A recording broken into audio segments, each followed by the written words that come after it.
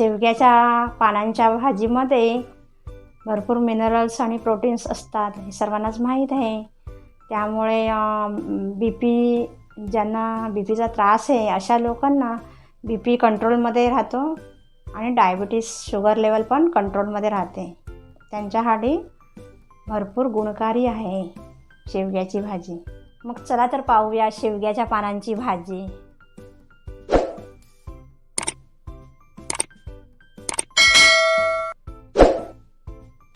नमस्कार, प्रणालीज होम किचनमध्ये सर्वांचं स्वागत. आजची रेसिपी आहे गोकुळाष्टमी स्पेशल शेवग्याची भाजी.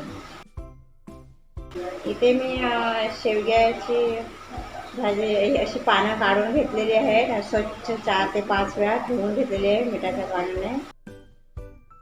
आता मी ही बारीक कापून घेणार आहे.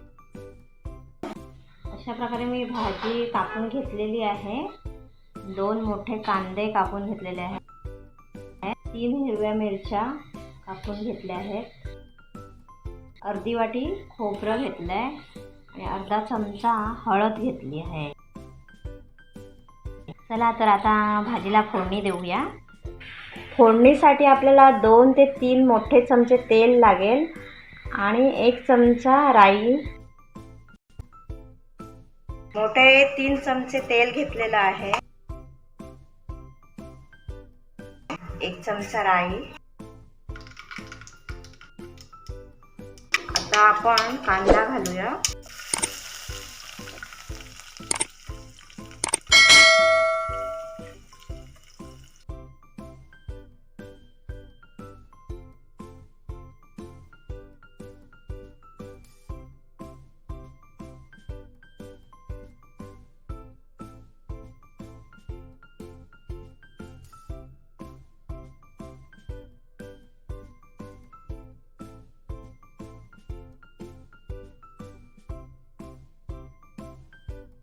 कांदा चांगला लालसर होईपर्यंत भाजून घ्यायचा आहे.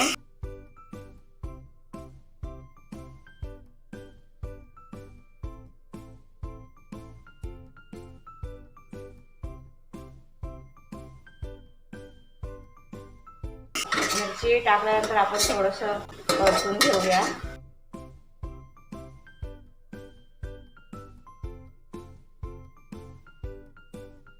आता आपण यात भाजी टाकायची आहे.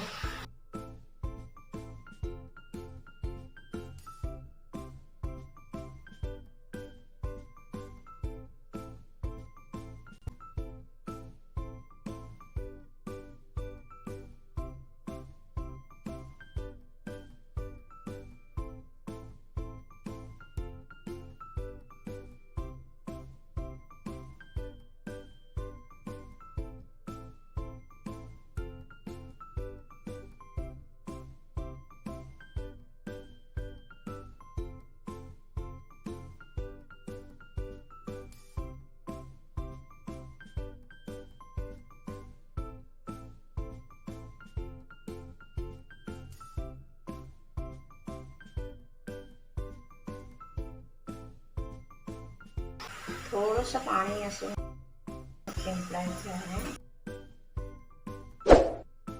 हळद टाकायची आहे. चवीनुसार मीठ टाकायचं आहे.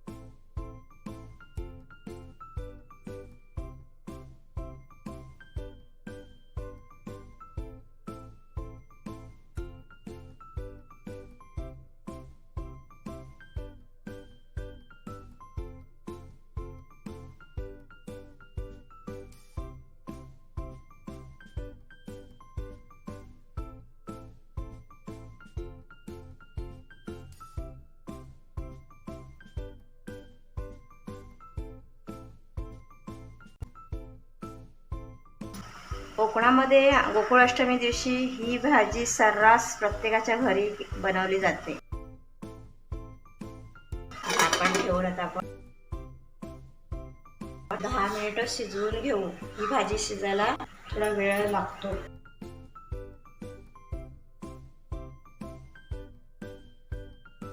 20 मिनिटं झालेली आहेत. मी यात खोबरं टाकून मिक्स करून घेतलेलं आहे.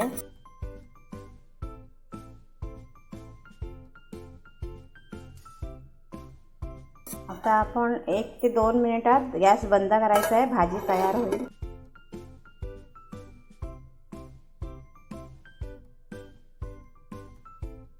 शेगलाची भाजी तयार झालेली आहे.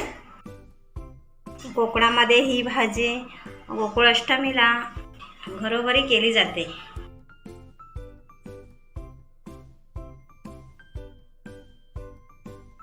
कशी वाटली मग रेसिपी? नक्की करून पाहायची आहे आणि मला कमेंट बॉक्समध्ये कळवायचं आहे. माझ्या चॅनलला सबस्क्राईब करायचं आहे. तिथे असलेल्या बेल आयकॉनला पण क्लिक करायचं आहे. ती ऑलवर सेट करायची आहे. त्यामुळे माझ्या रेसिपी व्हिडिओचे नोटिफिकेशन तुम्हाला लवकरात लवकर मिळणार आहे. तोपर्यंत मस्त खा, स्वस्त राहा. धन्यवाद.